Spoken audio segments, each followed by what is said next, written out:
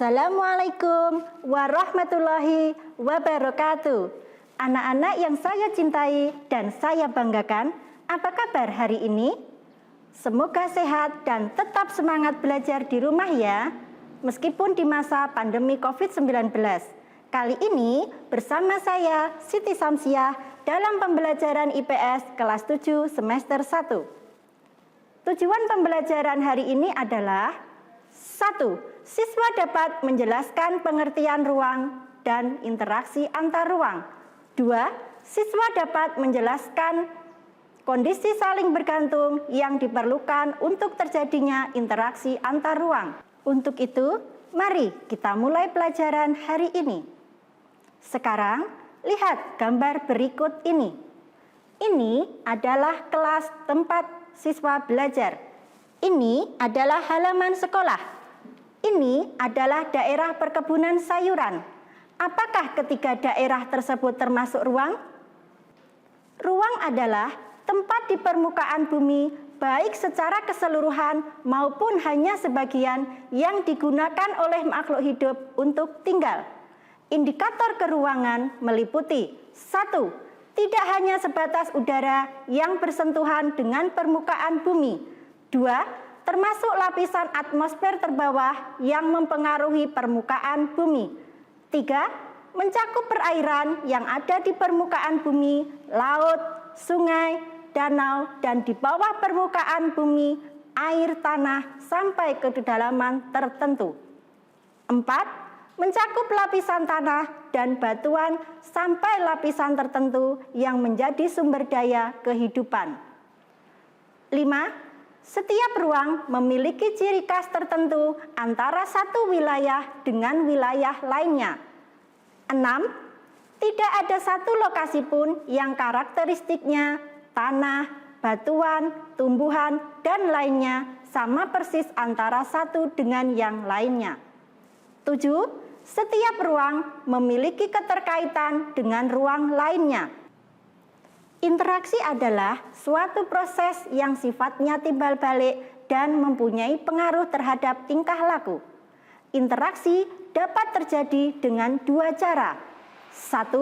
Interaksi langsung. 2. Interaksi tidak langsung. Jenis interaksi dibedakan menjadi 3. 1. Interaksi dalam bentuk pergerakan manusia atau mobilitas penduduk.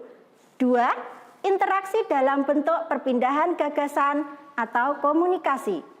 3. Interaksi perpindahan barang atau energi atau disebut juga transportasi.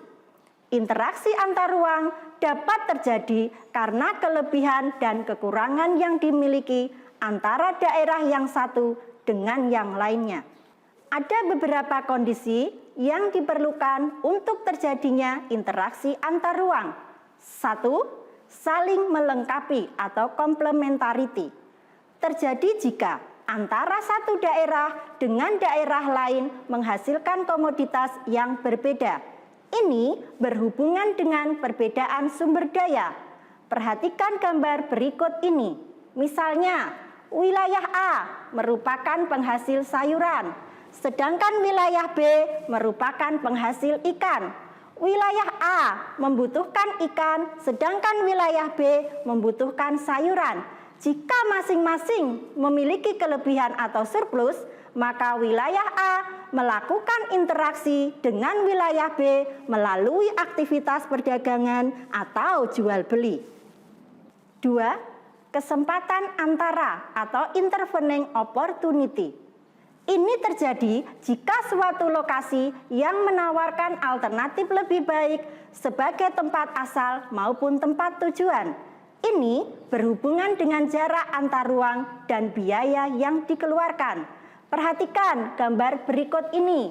Misalnya, wilayah A biasanya membeli ikan ke wilayah B. Namun, kemudian diketahui ada wilayah C yang juga penghasil ikan.